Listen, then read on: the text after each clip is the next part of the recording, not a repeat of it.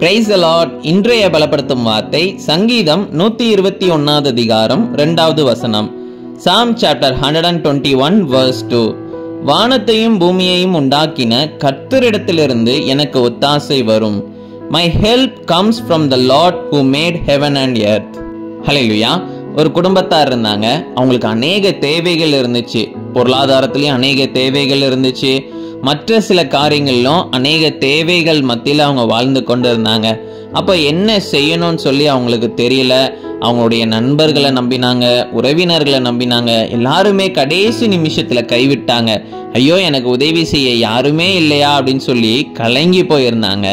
அப்போ அவங்க ஒரு நாள் போய் சர்ச்சில் உட்கார்ந்து அவங்க அழுது ஜெபம் பண்ணாங்களாம். கர்த்தாவே, எங்களுக்கு உதவி செய்யுங்க, எங்களுக்கு உதவி செய்ய யாருமே இல்லை அப்படின்னு.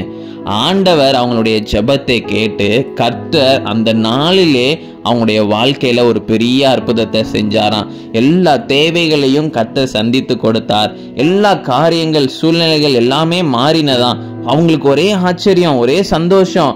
கர்த்தர் எங்க வாழ்க்கையில ஒரு பெரிய காரியத்தை செய்கிறார், கர்த்தர் எங்களுடைய ஜெபத்தை கேட்டார், அவர் எங்களுக்கு உதவி செய்கிறார் அப்படின்னு சொல்லி அவங்க ரொம்ப சந்தோஷத்தோட அவங்க சாட்சி சொன்னாங்களாம். அப்ப யோசிச்சு பாருங்களேன், வேத வசனத்திலையும் போடப்பட்டிருக்குது, வானத்தையும் பூமியும் உண்டாக்கின கர்த்தரிடத்துல இருந்து உங்களுக்கு உதவி வரும் என்று.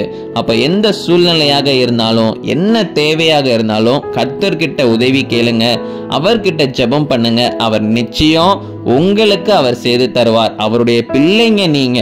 அப்பா கிட்ட நம்ம கேட்டோம்னா அவங்க நமக்கு உதவி செய்யாம இருப்பாங்களா? கண்டிப்பா உதவி செய்வாங்க.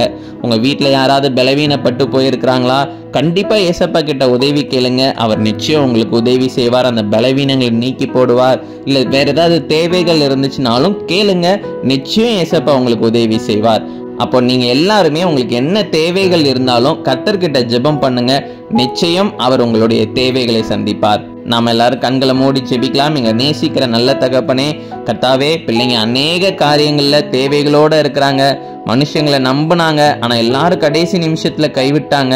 ஆண்டவரே ஏசப்பா, இந்த நாள்ல ஆண்டவரே நீங்க உதவி செய்வீங்கன்னு சொல்லி நம்பி விசுவாசிச்சு உங்ககிட்ட கேட்கறாங்கப்பா. நீங்க பிள்ளைங்களுக்கு உதவி செய்யுங்க, அற்புதங்களை செய்யுங்க, அதிசயங்களை செய்யுங்க, பிள்ளைங்களை கொண்டு பெரிய காரியங்களை செய்யுங்கப்பா. நீங்க மகிமைப்படுங்க. இயேசுவின் மூலம் ஜெபிக்கிறோம் எங்கள் ஜீவனுள்ள நல்ல பிதாவே. ஆமேன், ஆமேன், ஆமேன். கர்த்தர் நிச்சயம் உங்களுக்கு உதவி செய்வார். God bless you. Have a joyful day.